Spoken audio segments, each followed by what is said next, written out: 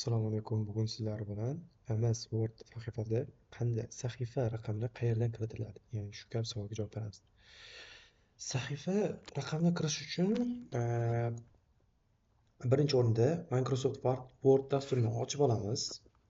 Hozir men rasmlarni ko'rsatishga harakat qilaman. Bu yerda e'tibor bersak, Microsoft Word dasturida bizda o'ng panelda, hozir menda o'zimda Microsoft Word dasturi yo'q, lekin e'tibor bersangiz bu yerda o'ng panel, o'ng yuqori panelda page number degan narsa chiqadi, oyna chiqadi. Mana e'tibor bersak bu yerda page number degan oyna mavjud.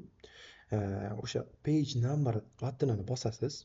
So'ngra sizdagi bir nechta pagelar raqami kelib chiqadi. Page 1 shu yoqdan o'zingizni pagingizni raqamlashingiz mumkin bo'ladi.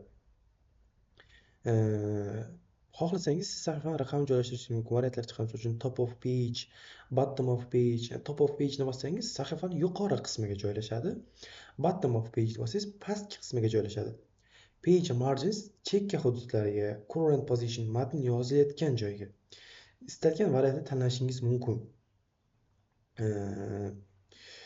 Microsoft Word xulosa aytadigan bo'lsak, Microsoft Wordda sahifani raqamlantirish uchun insert button bosamiz, page number yo'nalishni tanlaymiz va kerakli joyini tanlab, qo'shayotgan margin, button shuni tanlab, Word sahifalarini avtomatik raqamlab beradi. Siz faqat joylashuvni tanlaysiz.